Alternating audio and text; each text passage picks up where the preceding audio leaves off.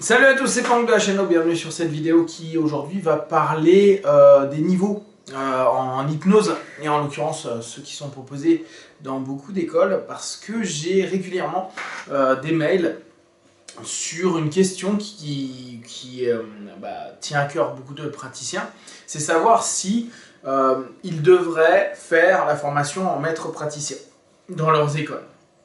Alors après, bien sûr, je ne connais pas toutes les écoles. Là, je vais vous donner mon ressenti par rapport à ça et ma vision par rapport à cette notion de maître prat. La plupart des hypnos, on sait que nos formations sont courtes. Donc clairement, c'est toujours chouette d'aller jusqu'au bout d'un cursus pour voir tout ce qu'on peut avoir, en tout cas une palette plus étoffée. Tout, on ne le verra jamais, c'est pas en un mois de pratique ou un mois de formation qu'on verra tout. Donc il nous faut du temps, il nous faut apprendre plein de choses à côté, etc.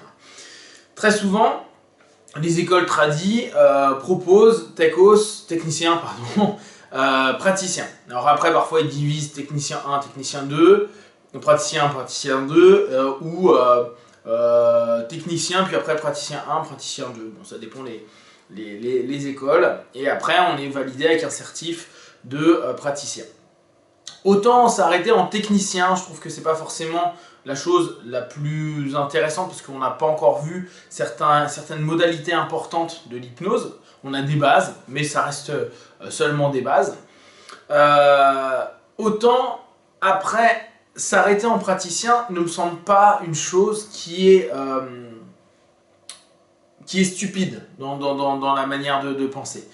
Je sais que maintenant, on a la chance d'avoir la SNH et puis il y a une chambre qui est en train de se créer et ils demandent un certain nombre d'heures, alors je sais plus, c'est 300 ou 400 heures, et qu'effectivement, dans ce cas-là, quasiment tout le monde va se dire « Wow, il faut que j'ai un minima, donc je vais faire jusqu'au Master Prat pour me sentir en phase et pouvoir adhérer à un système commun ».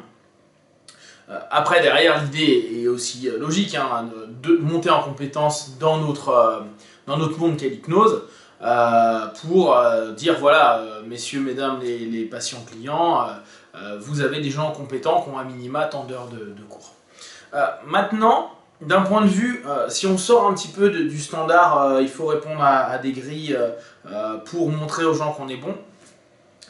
Passer du Master Prat, à peu près tous les cours alors que moi j'ai suivi ou que j'ai eu la chance qu'on me donne, donc les livrets de cours, et les compétences que j'ai pu lire, qui étaient enseignées en Master Prat, il y a, soyons sincères, absolument aucun intérêt. On retrouve toutes ces notions-là dans des bouquins.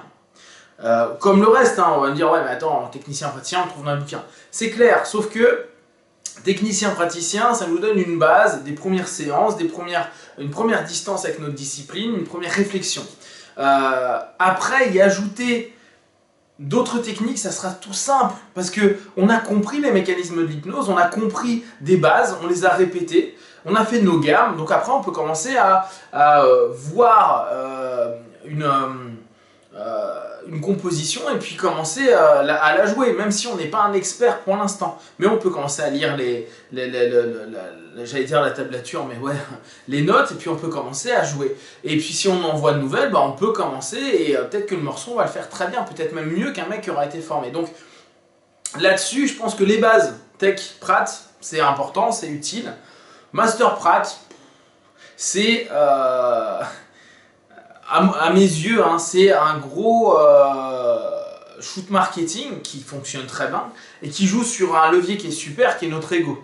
Qui est, bon, alors d'une part la congruence, hein, je continue à aller jusqu'au bout parce que quitte à s'engager, on ne va pas s'arrêter à moitié du chemin, donc autant que j'aille jusqu'au bout. Et puis ça joue avec notre ego. La notion de maître praticien, maîtriser la pratique de l'hypnose, elle est complètement fausse, elle est complètement erronée, mais elle fait du bien à l'être, au self et à l'ego. Et on arrive à tirer les gens vers du Master Prat alors que beaucoup, et alors là c'est clairement des retours d'expérience, trouvent qu'ils n'ont rien appris de plus ou pas des choses extraordinaires, bien sûr ils ont appris des choses en plus, mais pas appris grand chose de plus par rapport à ce qu'ils avaient fait en amont. Et pourquoi je pense qu'on peut s'en passer? Parce que ça coûte de l'argent, que ça coûte du temps et que derrière, cet argent restant, on peut, en tant que praticien d'hypnose, le réorienter vers d'autres disciplines, vers d'autres structures. C'est-à-dire que les 2000 balles ou 3000 balles qui peuvent être demandées pour du Master Prat, on peut carrément l'orienter vers, bah tiens, je suis intéressé par de l'EMDR, je suis intéressé par des notions de psychothérapie, je suis intéressé par de l'énéagramme, je suis intéressé par de l'énergétique. Vous allez pouvoir ouvrir un panel à votre compétence et ou peut-être même changer carrément d'école ou partir d'un style d'hypnose pour aller à un autre, donc compléter avec une autre formation qui sera la plupart du temps le coût du Master Prat et qui va vous apporter encore plus de choses parce qu'il y aura un champ de vision qui est différent. Et ça, c'est vraiment intéressant. Donc, cet investissement temps-argent, à mon avis, il n'a pas d'intérêt majeur. Bien sûr, après, on peut défendre le point de vue que passer Master Prat, c'est intéressant. Mais la plupart du temps, c'est les écoles qui nous orientent vers ça. Ils nous sident tellement, vous verrez, au niveau qui suit, de nouvelles techniques qui vous permettra des trucs de fou, que nous on est comme des cons en train de faire oui on y va, parce qu'on est des zombies, parce qu'après une semaine de formation, 2 semaines de formation, 3 semaines de formation, on n'est plus que des êtres qui acceptons des suggestions qui en plus ne sont pas faits une fois, mais faits à limite tous les jours, à plusieurs cours, à dire ouais bah ça vous le verrez en master machin, ça vous verrez, on a une technique qui se complète, qui est un peu pareil mais qui est mieux, et ainsi de suite, et nous bah, on se dit ah ouais je vais voir un truc trop bien après. Et d'où la grosse déception de beaucoup de personnes quand ils y vont parce qu'ils voient des choses, certes intéressantes, mais rien de magique parce que l'hypnose n'est pas magique, mais on nous a vendu du rêve, on nous a vendu plein de choses. Pour l'idée de dire ouais mais attends, un patient il va trouver que Master Prat, maître praticien, ça pète, donc j'aurai plus de patients, ils en ont rien à foutre. Hein. Vous soyez technicien, praticien ou n'importe quoi, si vous mettez hypnothérapeute, praticien en hypnose ou hypnopraticien, ils s'en foutent de savoir, master hypnotiste 2, ils s'en tapent. Donc ça ne rapporte pas plus de partenaires. Bon, pour l'ego, ça nous rapporte de trucs. On se dit, ah bah tu vois, on est maître de quelque chose. Mais souvenez bien, vous bien que la notion de méprise, méprise, c'est marrant ça. La notion de méprise et de maîtrise, elle arrivera de toute façon avec l'expérience. Et donc, bah justement, le partenaire ou nous-mêmes, on pourra plus, il n'y aura plus de méprise sur nos compétences. Ça sera plus un titre, ça sera vraiment ce qu'on est capable de fournir à un moment T. Et ça, c'est le temps et l'expérience qui vous le donnera et la maîtrise de votre discipline.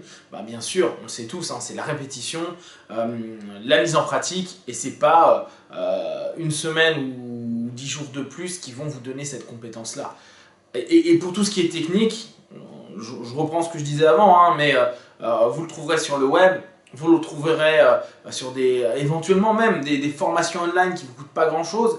Vous le trouverez dans des chats, dans des forums, dans des groupes. Maintenant on est sur des groupes, dans des rencontres. Vous pouvez avoir de l'info partout. Donc vraiment réfléchissez bien à ça. N'hésitez pas à réinvestir votre argent ailleurs. Vous y gagnerez. Et souvent ce que je disais, les meilleurs hypnos moi, que j'ai rencontrés sont souvent pas des hypnos. Que j'ai rencontrés, ils sont dans d'autres disciplines.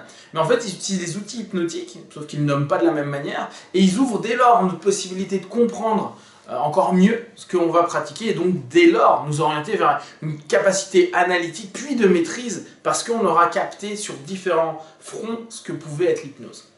Voilà, si vous avez des remarques ou des questions, bah partagez-les sur Facebook, YouTube, j'y répondrai le plus rapidement possible.